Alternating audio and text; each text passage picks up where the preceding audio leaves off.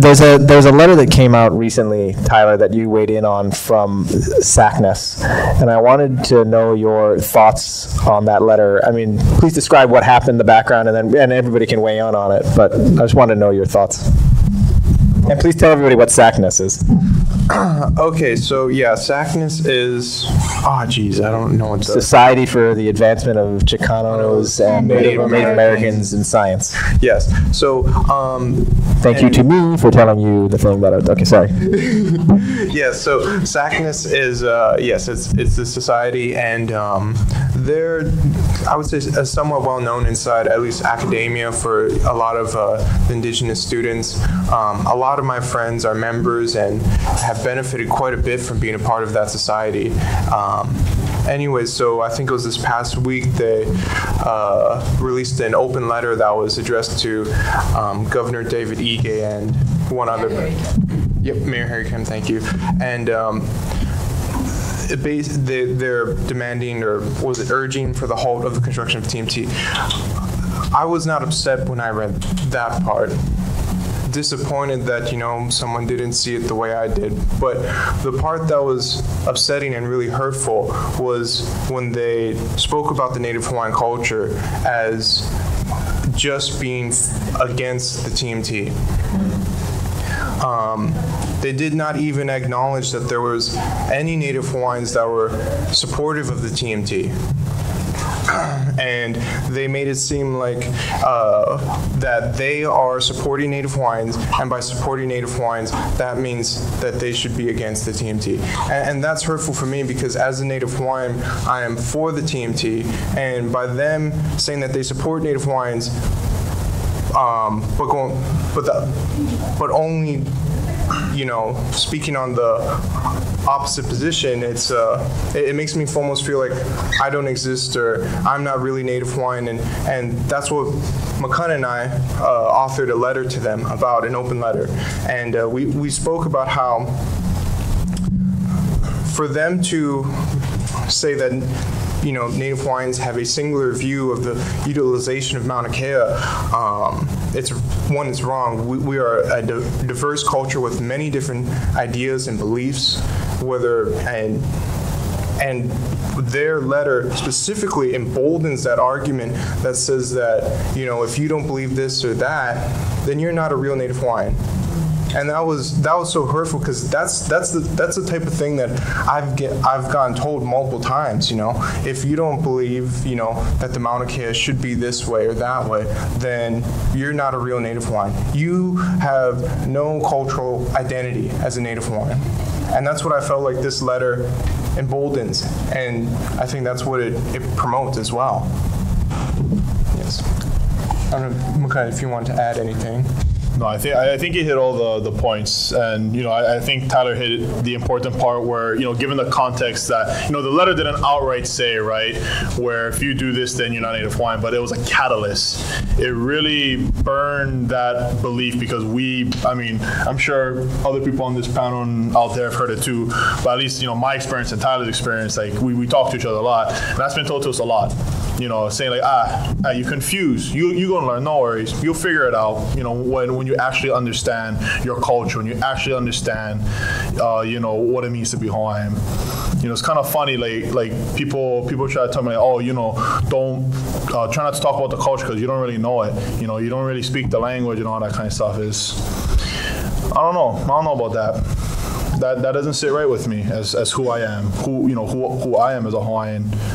So yeah, I mean, that letter just kind of solidified that feeling, and you know, then Tyler and I got together and said, okay, yeah, we need to respond to this, because that's, to me, that wasn't porno at all. I guess I would jump in right here just because I've gotten a whole lot of lovely messages about how I'm not Hawaiian, because, you know, I look like the stereotype right here, because yeah, hey buddy, how's it going?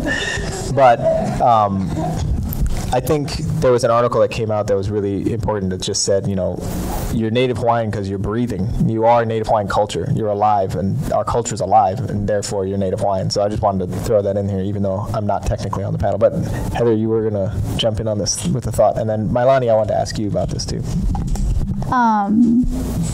So I'm a part of the Pueo board. Pueo is a group that came to fruition in support of TMT during the contested case hearings. And POYO is an acronym for Perpetuating Unique Educational Opportunities. And having that response, which is actually a change in response, so I think it's important to context. SACNAS held their conference here in Honolulu just this past fall. And prior to the conference, they came out with a statement regarding what's happening with TMT, where they took more of a neutral stance. So a few months after the fact, for them to come out with this statement, it shows that they are listening to people in our community, which, is good. But at the same time, as someone, who attended the conference and had 2 of their students attend the conference and who do research using the facilities on the mountain, I had to ask myself, where do my students stand now? Would they be welcome at such a conference, given such a stance? And letter written to Governor Ige. Because if you view the mountain as sacred, then do you feel like any research that's coming off of the mountain is no longer acceptable to be presented at that kind of conference? And so for me, that's a concern, because this can impede the education opportunities for my students. So the whole, I don't know what they would do, but that's a concern, right? I don't know the implications of them taking a stance on TMT because they view the mountain as sacred. What does that mean about the use of research or the use of the observatories for research, given the observatories that are there now? So it's a complex, I think it's just such a complex issue. It's really, I think it was just something that required perhaps more discussions with our community for them to form a bigger picture of the implications of what such a statement might mean. Malani, please speak to that to the extent you have a thought on it, but I also wanted to ask you about kind of, and not, you don't need to dwell on it because I think it kind of hit you personally, but kind of the threats that have you seen online towards you personally, towards other people, and kind of how that made you feel. So, I guess to also share my thoughts kind of on the SACNAS letter. I personally haven't had any experience with SACNAS, but I can imagine that for students such as Tyler and Makana, that this act of taking a side really marginalizes and excludes individuals. And that is the last thing that we need in this situation. And so for an action like that, it's very uncalled for and unhelpful and harmful for the people in this community. And so I think that the leaders of SACNAS should have perhaps come to this conclusion. I would have hoped they could have. As far as also kind of building off of Makana's comments of people telling him that he's not Native Hawaiian because of his support for the telescope, I have received quite a few of those. A couple of death threats here and there. You got the most graphic one, which you won't describe, but I will because it's not your job. But functionally, I think it was something about spilling your expletive blood out on the mountain or something like that, which I think that person apologized for profusely. Yeah. But is that, do you think that, how does that color your feeling, your opinion of this situation? Or is it something that you've, taken a stride and moved on from? So this particular threat had come on Facebook, and so it really does shed light into the whole media aspect of this situation. People feel that they're able to say certain things behind the screen with their fingers typing, but I am certain that if said person had the opportunity to speak to me face to face, that I'm sure said person would not have had the nerve or the willingness to do that. I don't think that anyone really truly wished that. I don't think the person meant it with their heart that they wanted that. And so this really does shed into the involvement of media, social media, into this situation and how it is portrayed to be very biased. And And social media is supposed to be connecting us all to one another. But in reality, in this situation with TMT and Mauna Kea, it's separating us even further. And that's why I think these discussion panels, and even just hopefully the willingness for everyone here and everyone in the situation to be able to talk with one another, is what will slowly over time hopefully bring us to a resolution, maybe a middle ground, maybe just some way that we can try to move forward together. And sorry to specifically address your not native Hawaiian comments that you receive, is we as a culture, we have to be willing to evolve as time goes on. At a philosophical level, our culture will die if we're not willing to adapt it and continue. But we don't need to necessarily forget our roots. I'm just saying that we need to find a way to bring those roots and those ideas into a modernized world so that we can better our legacies and our futures to come. Jim? It's a false equivalency to say what we have to do is listen to all voices. Not all voices are rational. Threats of physical violence are not acceptable. Mailani, they don't have to actually kill you for that to be wrong. You make those sorts of arguments when you don't have a true argument, an actual argument. It is a response that is an expression of frustration for all the types of ills that Dr. Kauka was talking about. But that's still inexcusable behavior. If you were my daughter and I saw that, that would be a real problem for whoever said it. And every Hawaiian father would feel the same way. These are cowards who sit in the shadows, calling us names, insulting us, who have made an effort to make a contribution for each of you on this panel in science, for me in law, and for the types of people that have not made an effort to lift up their people, to say that they have, in terms of the quality of the argument, stand on an equal footing, I'm sorry, is just not wrong. That is way wrong. This is not fair. Movement politics is about intimidating people and stopping them from their lawful and, frankly, enormous contributions that you folks make every day as scientists. We are not building, or UH is not building a Marriott on the mountain. This is not, their expression of civil disobedience is not the same as apartheid in South Africa or the civil rights movement in this country. That is a false equivalence to say that the world's most advanced and important scientific instrument is somehow the cause of your problems. Is a disconnect intellectually that's so wrong that Stevie Wonder can see that. So I know how everybody wants to be nice and accommodating, but in the old days, you were right and you were wrong. There's only one penalty.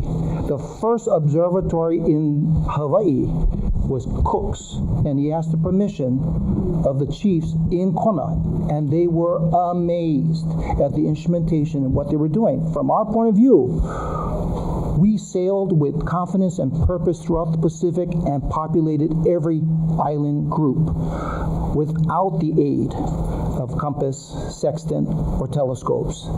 The first time we saw those instruments, we immediately recognized its importance. I will not second guess Kamehameha and the other chiefs that immediately recognized the benefit and somehow impose a distortion of a value system from a group that primarily comes from a Pele background, and so you're already on the wrong mountain, because that's Poliahu up on Mauna Kea. And then say you speak for all of us. I'm sorry. It's going to be great if we get the panel about everybody up here. We're going to have a cultural discussion, great depth about Pele and Poliahu. And but you wanted to weigh in, Heather? If that's okay. Absolutely. I think, at the end of the day, when you're having that argument with someone and you're both saying the same thing, but for some reason you're just not hearing it that way, I feel like there's a little bit of that going on here because, the claims that you spoke about, protecting our water, protecting our aina, all of us here care about that. We want the same things. But I think we understand that TMT is not the only threat to that water supply, right? Here we are in Hilo, we have houses, we have septic systems, we have cars, we have all kinds of gas tanks. Freaking bayfront gets flooded all the time. There's concerns and there's ways that we can manage these concerns. So if our goal is really to protect our water supply, then we can work together to do that. And TMT is not the problem, really, it isn't, right? We have a lot more problems affecting our water supply than that single telescope, which hasn't even been built yet. And so I think, when we're having these conversations and we're hearing these issues of it's the water supply and whatnot, I'm not going to touch the sacredness because that's not my religious perspectives, and I don't want to judge anyone else's religious perspectives. But I don't, for me, it's when it comes to these environmental issues, I think all of us here can agree that we very much care about this land. This is our home, and that we all want to work towards preserving that. And so it's hard sometimes when we hear these things and when people hate on us for supporting a telescope, because we want the same things at the end of the day. So I know you didn't want to talk about the sacredness, so we're going to talk about the sacredness now. Somebody asked about it. Wait, Sam, real quick. Go jump in. Just one more thing about SACNAS, guys, and it's actually kind of going off what Malani was saying. And there's one thing we didn't address. We addressed it in the letter, but I think Tyler and I... We could say it directly to SACNAS, too. Hopefully, I'm going to email this to them shortly. So, for me, it was a fact, it wasn't just anybody. It wasn't just some random Joe coming up saying this. This is SACNAS. They have principles. They're an organization that standing up for indigenous thinkers, indigenous scientists, right? This is not the first conference I've been to, and they helped fund me to go to Long Beach. So, for me, I was like, wow, I'm glad that, I'm a part of this. They believe in me. They want to help me. And for them to kind of just, I don't know if it was intentional or however, but the way it came off, it was, in my opinion, reckless. It was inhibitive. And in my opinion, the way that the grounds that they stand on in terms of diversity and helping those whose voices are normally suppressed and they want to think about it, I feel like they went completely back on that.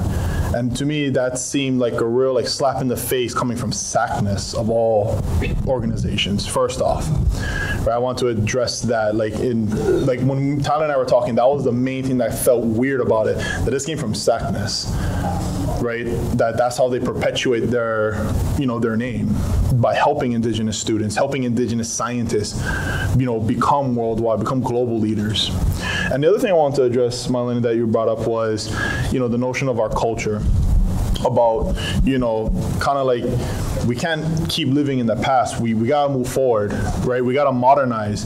And kind of a saying that Tyler and I have developed is this notion of how, one way we can perpetuate our culture. And one of the ways that we believe is perpetuation through contribution, right? The work that we do with our names, with our background, with our life experiences, that's a signature. When we publish a paper or you patent something and your name's on it, right? Your name, in Hawaiian culture, your name's important, right? It's indicative of your genealogy, of who you are, how you got there. There's history. There is meaning to that. So for me, the more you contribute, here as a scientist, and I think attorneys contribute too. Thanks, appreciate that. Contribute something. I don't know. I'm sorry, I don't know what attorneys. This is not an attorney roast. Continue. No. But the reason why I live by that philosophy is because it applies more to just astronomy or engineers or STEM, right? It applies to all aspects of what a culture is. Artists, scientists, chefs. We're so, especially Hawaiian Hawaiian culture. We're so diverse. So that notion of perpetuation through contribution doesn't have to just be through publishing a paper. Your work that you leave, that's your legacy, right? That's the stuff that you help and ultimately share, not just with other people in your community, but with the world. We're in a time frame now where we can share those things globally. It's more than just here on this island or this neighborhood, right? Everyone's gonna see it. So, I just wanted to share about, at least that view that we have of Hawaiian culture and how we can perpetuate that in a modern way. What do you think SACNAS should do now? You want my, okay. Yes, I do. Personally, okay. Well, you can't really take back what you say. Some people say take back what you say. You can't really do that. It's already out there. What you need is an attorney to represent. I think we have one on the panel, I believe. Personally, I mean, what I would like to see is SACNAS coming out, and I think what we would all like to see when someone, steps on your foot, they make a mistake, we say, you know what, we're sorry. We overstepped the boundary, or here's what, or if they explain like here's why we did this, et cetera, I want to believe that they're not trying to make us feel the way they're feeling. I want to believe that, and if that's the case, I would love for them to come out and say that this was a misunderstanding, that they that they're sorry, like that would be nice. If they could do that, if they can own up and remedy this, make pono, I'll be happy. Heather, would that address your academic concern with SACNAS?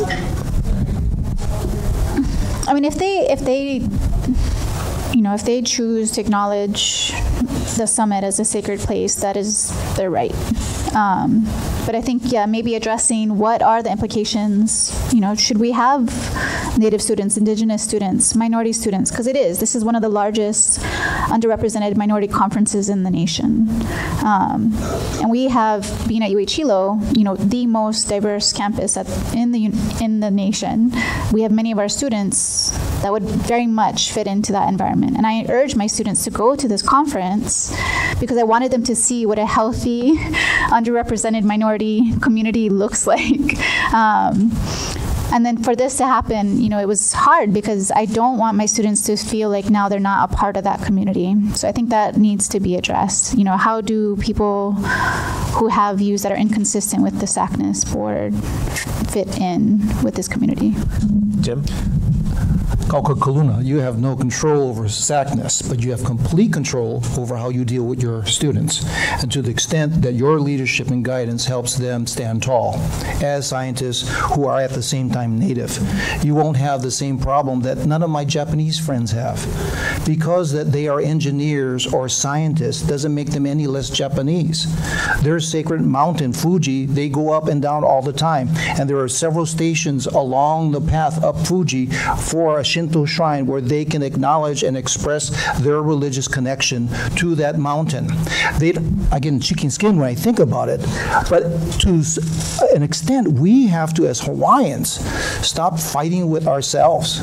And that being who we are is Hawaiian, no less than it is for a Haole scientist, a Japanese scientist, a Chilean scientist, or maybe if any move there, a Canary Island scientist.